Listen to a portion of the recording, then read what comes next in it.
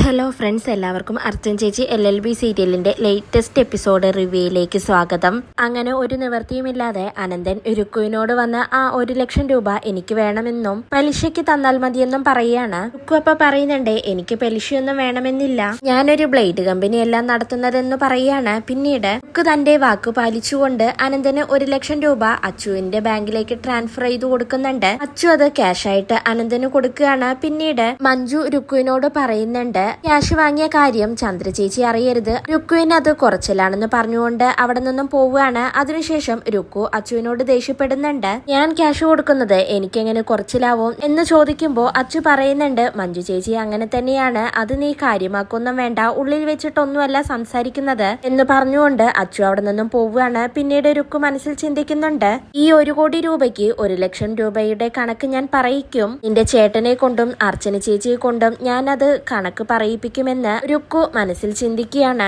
പിന്നീട് അർച്ചന വാദിച്ച ഒരു പീഡന കേസിലെ പ്രതി അക്ഷയ് പരോളിൽ ഇറങ്ങിയിരിക്കുകയാണ്. അർച്ചനയെ തീർക്കാൻ വേണ്ടിയിട്ടാണ് അക്ഷയ് പരോളിൽ ഇറങ്ങിയിരിക്കുന്നത്. പിന്നീട് അക്ഷയ് പോലീസ് സ്റ്റേഷനിൽ പോയി SI ദിലീപിന്റെ മുന്നിൽ വെച്ച് പരോളിന് ഒപ്പിട്ട് കൊടുക്കുന്നുണ്ട്. ദിലീപ് അപ്പോ അക്ഷയിനോട് പറയുന്നുണ്ട്, അർച്ചനയെ നീ പോയി കണ്ടില്ലേ, നീ പരോളിന് ഇറങ്ങിയത് എന്തിനാണെന്നൊക്കെ എനിക്ക് മനസ്സിലായി, നിന്റെ ലക്ഷ്യം എന്താണെന്നും എനിക്കറിയാം, നിനക്ക് ഇൻഡയറക്റ്റ് ആയിട്ട് എല്ലാ സഹായവും എന്റെ ഭാഗത്തു നിന്നും ഉണ്ടാവും. അർച്ചന എന്റെയും ശത്രുവാണ്, അവൾക്ക് അച്ചു എന്നൊരു അനിയനുള്ളത് നിനക്കറിയോ, അവൻ കുറച്ചു ദിവസങ്ങൾക്ക് മുന്നേ രുക്മണി എന്നൊരു പെണ്ണിനെ കെട്ടി ഞാൻ വിവാഹം കഴിക്കാൻ നിൽക്കുന്ന കുട്ടിയായിരുന്നു അത്. ഇനിയിപ്പോൾ അർച്ചനയ്ക്ക് നേരിട്ട് പണി കൊടുക്കാൻ പറ്റിയില്ലെങ്കിൽ അവനോ അവൾക്കോ പണി കൊടുത്താലും മതിയെന്ന് ദിലീപ് പറയുന്നുണ്ട്. അക്ഷയ് അപ്പോ ശരി സാർ എന്ന് പറഞ്ഞുകൊണ്ട് അവിടെ നിന്നും പോവുകയാണ്. പിന്നീട് രുക്കു ചന്ദ്രയെ വിളിച്ച് 1,00,000 രൂപ അനന്തന് കൊടുത്ത കാര്യം പറയുന്നുണ്ട്. ക്യാഷ് കൊടുത്ത കാര്യം അവിടെ ആർക്കൊക്കെ അറിയാമെന്ന് ചന്ദ്ര ചോദിക്കുമ്പോൾ രുക്കു പറയുന്നുണ്ട്, എനിക്കും അച്ഛനും അനന്തേട്ടനും മഞ്ജു ചേച്ചിക്ക് മാത്രമേ അറിയൂ,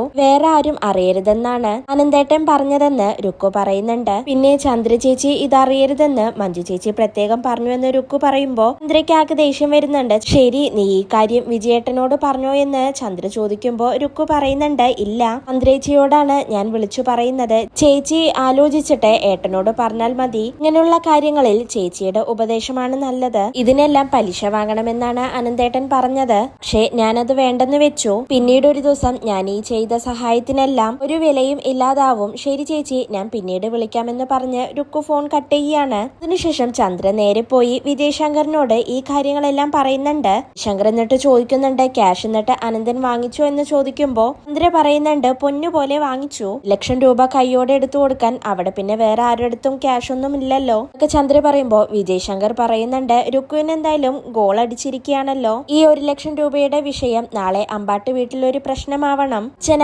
എന്റെ അനിയത്തിയുടെ മുന്നിൽ കണക്ക് പറയണം, എന്നുള്ള വഴി കൂടി ആലോചിച്ചു വെക്കാൻ രുക്കുവിനെ നീ ഓർമ്മിപ്പിക്കണം, അച്ഛനക്ക് എന്തായാലും ഞാൻ ഓങ്ങി വെച്ചത് എന്റെ പെങ്ങള് തന്നെ കൊടുക്കട്ടെ, ഇനിയെങ്കിലും അവൾക്കൊരു തിരിച്ചടി കിട്ടണം, അത് മതി എനിക്ക് എന്നൊക്കെ തന്റെ ദേഷ്യം വിജയശങ്കർ ചന്ദ്രയോട് പറയാണ്. പിന്നീട് ചന്ദ്ര ഒന്നും അറിയാത്ത ഭാവത്തിൽ മഞ്ജുവിനെ വിളിക്കുന്നുണ്ട്. മഞ്ജു ഫോൺ എടുത്തിട്ട് എന്താണ് ചേച്ചി കാര്യമെന്ന് ചോദിക്കുമ്പോ ചന്ദ്ര പറയുന്നുണ്ട്, മഞ്ജു നീ എന്തപ്പോ എന്നെ വിളിക്കാറില്ലല്ലോ എന്ന് ചോദിക്കുകയാണ്. മഞ്ജു ഇപ്പൊ പറയുന്നുണ്ട്, ഇവിടെ കുറെ ജോലി ഉണ്ടായിരുന്നു ചേച്ചി, അതുകൊണ്ടാണ് വിളിക്കാൻ സമയമില്ലാത്തതെന്ന് പറയാണ്. ചന്ദ്ര ഇപ്പൊ ചോദിക്കുകയാണ്, നന്ദൻ എന്തോ പോലീസ് കേസിൽ പെട്ടു എന്നറിഞ്ഞു, എന്നിട്ട് കേസ് എന്തായി, കേസിന് വല്ല ക്യാഷും ആവശ്യമായി വന്നോ എന്നൊക്കെ ചോദിക്കുമ്പോ മഞ്ജു വെപ്രാളപ്പെട്ടുകൊണ്ട് ചന്ദ്രയോട് കള്ളം പറയുന്നുണ്ട്. കേസ് ഒത്തുതീർപ്പാക്കി 1,00,000 രൂപ വായ്പയെടുത്ത് അയാൾക്ക് സെറ്റിൽമെന്റ് ചെയ്തു എന്നൊക്കെ മഞ്ജു പറയുമ്പോ ചന്ദ്ര വീണ്ടും വീണ്ടും മഞ്ജുവിനോട് ഓരോ കാര്യങ്ങൾ കുത്തി ചോദിക്കുകയാണ്. മഞ്ജു അപ്പോൾ ചന്ദ്രയോട് പറയുന്നുണ്ട്, ശരി ചേച്ചി, ഞാൻ പിന്നീട് വിളിക്കാം, കുറച്ച് തിരക്കുണ്ടെന്ന് പറഞ്ഞ് വേഗം ഫോൺ കട്ട് ചെയ്യുകയാണ്. ചന്ദ്രയാണെങ്കിൽ മഞ്ജുവിനോടുള്ള ദേഷ്യത്തിൽ അങ്ങനെ നിൽക്കുമ്പോൾ അങ്ങോട്ടേക്ക് സത്യം വരുന്നുണ്ട്. സത്യൻ എന്താണ് കാര്യമെന്ന് ചോദിക്കുമ്പോൾ ചന്ദ്ര പറയുന്നുണ്ട്, മഞ്ജുവിനെ ഞാനിപ്പോ വിളിച്ചിരുന്നു,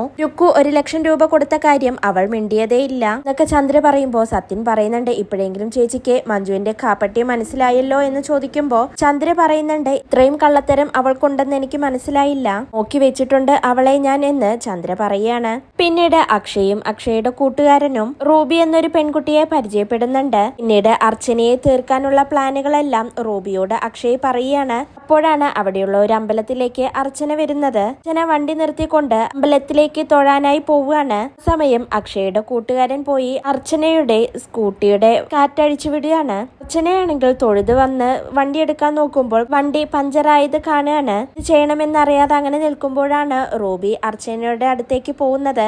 ഹലോ, അർച്ചന മേഡം അല്ലേ? ഞാൻ റൂബി, മേഡത്തിന്റെ വലിയൊരു ഫാനാണ് ഞാൻ. എന്തുപറ്റി ഇവിടെ ഇങ്ങനെ നിൽക്കുന്നതെന്ന് ചോദിക്കുമ്പോൾ അർച്ചന പറയുന്നുണ്ട്, എന്റെ വണ്ടി പഞ്ചറായി, എന്ത് ചെയ്യണമെന്നറിയാതെ നിൽക്കുകയാണെന്ന് പറയുമ്പോൾ റൂബി പറയുന്നുണ്ട്, മേഡത്തിന് കുഴപ്പമില്ലെങ്കിൽ ഞാൻ മേഡത്തിനെ കൊണ്ടുപോയി വിടാം എന്ന് പറഞ്ഞുകൊണ്ട് റൂബി തന്റെ വണ്ടിയും എടുത്ത് അർച്ചനയെ കൊണ്ടുവിടാനായി പോവുകയാണ്. അക്ഷയും തന്റെ കൂട്ടുകാരനും അപ്പൊ തന്നെ റൂബിയുടെ വണ്ടിയുടെ പിന്നാലെ തന്നെ പോകുന്നുണ്ട്. പിന്നീട് റൂബി വഴി മാറി പോകുമ്പോൾ അർച്ചന ചോദിക്കുന്നുണ്ട്, റൂബി ഇതല്ലല്ലോ നമുക്ക് പോകേണ്ട വഴിയെന്ന് ചോദിക്കുമ്പോൾ റൂബി പറയുന്നുണ്ട്, മേഡം അത്യാവശ്യമായി എനിക്കൊരു പേപ്പർ എടുക്കാനുണ്ട്, വീട് ഇവിടെ അടുത്ത് തന്നെയാണെന്ന് പറഞ്ഞ് നേരെ അങ്ങോട്ടേക്ക് പോവുകയാണ്. പിന്നീട് അർച്ചനയെ ആ വീട്ടിനുള്ളിൽ കയറ്റിയിരുത്തി വരാമെന്ന് പറഞ്ഞ് അടുക്കളയിലേക്ക് പോവുകയാണ് റൂബി. അപ്പോഴേക്കും അങ്ങോട്ടേക്ക് അക്ഷയും കൂട്ടുകാരനും വരുന്നുണ്ട്. പിന്നീട് അക്ഷയുടെ കയ്യിലുള്ള മയക്കുമരുന്നിന്റെ ഒരു ബോട്ടിലെടുത്ത് അർച്ചനയ്ക്ക് ഉണ്ടാക്കി വെച്ച ലൈം ജ്യൂസിലേക്ക് ആ മയക്കുമരുന്ന് കലക്കുകയാണ്. പിന്നീട് റൂബിയെ എന്താണ് ഇത്ര നേരമായിട്ടും കാണാത്തതെന്ന് ആലോചിച്ച് അർച്ചന റൂബിയെ തെരഞ്ഞുകൊണ്ട് അടുക്കളയിലേക്ക് പോവുകയാണ്.